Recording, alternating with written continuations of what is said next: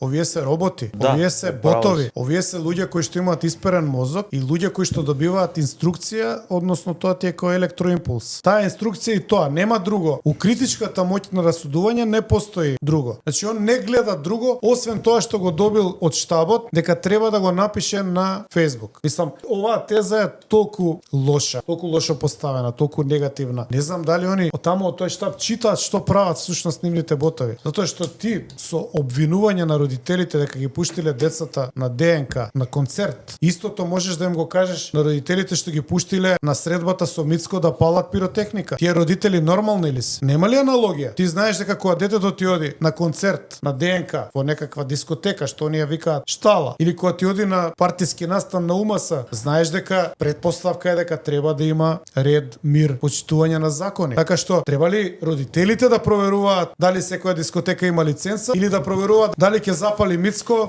пиротехника и можки изгори некој и на настан на УМС? Треба ли родителите и за тоа да се грижат?